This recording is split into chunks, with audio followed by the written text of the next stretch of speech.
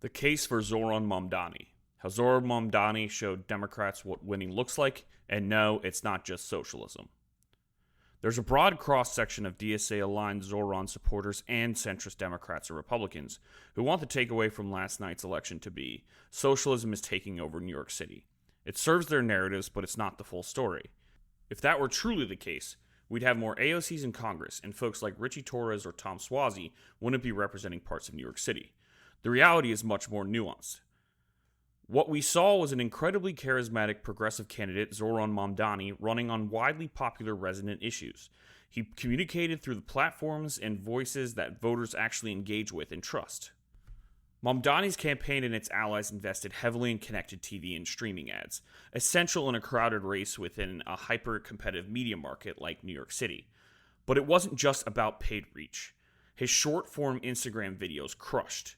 Short-form content is where attention lives now, especially among millennials and Gen Z, but increasingly across age groups.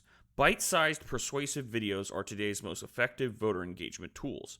While past campaigns prioritized Twitter dominance, Mamdani's strategy involved with the media landscape. His videos, media appearances, and cross-platform collaborations delivered substance with personality. He showed up on The Breakfast Club to reach a predominantly black audience. He went on The Late Show with Stephen Colbert to speak to older liberal Democrats.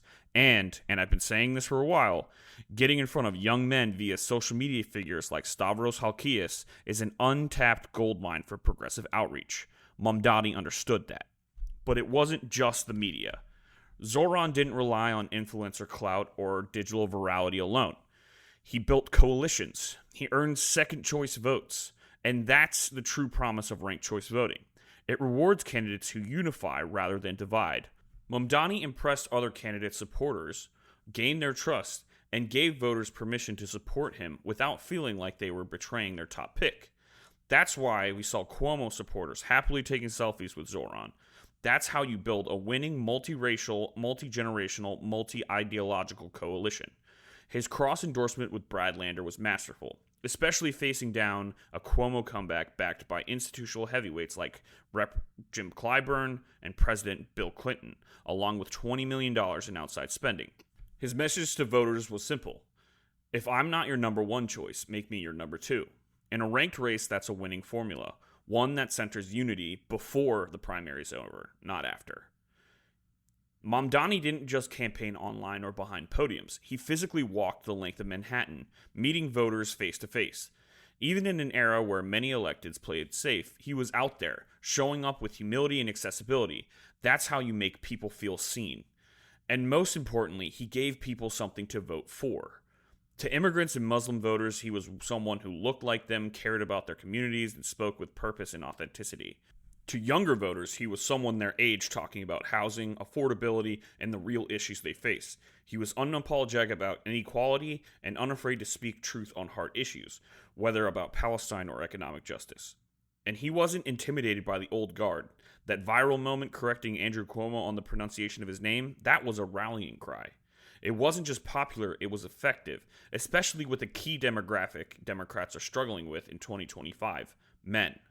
Mamdani's campaign proved that if you give young men something real to vote for, they'll show up and vote left. Let's be clear. Mamdani's campaign won't translate wholesale to every district in America, but his strategy absolutely can. Messaging about opportunity, housing, and economic security works everywhere. Saying I want to make the city affordable for everyone is popular and powerful. No, Zohran Mamdani might not win a rural House race in Kentucky, but a candidate from Kentucky running a similarly bold, community-rooted, digital-forward, coalition-building campaign can. That's what Democrats need to understand. Last night was a siren. Stop clinging to outdated media tactics, focus group talking points, fear-driven messaging, and the fear of doing what is morally right. The Clinton-era playbook doesn't work anymore. Nationally, we're in a messaging rut.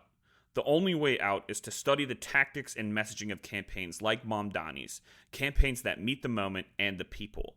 If Democrats want to be the party of the people again, we need to act like it, and we need to sound like it. This is how we win. Zohran Mamdani didn't win just because of ideology. He won because he met people where they were, built real coalitions, embraced modern media, and gave voters something to believe in. His campaign proves that Democrats can reach new voters, especially young men, by ditching outdated tactics and showing up consistently and speaking boldly about the issues that actually matter. If we want to rebuild a working-class, youth-powered Democratic coalition, we need fewer consultants and more campaigns like Zohran's. Thank you for reading By the Ballot. Subscribe for free to receive new posts and support my work.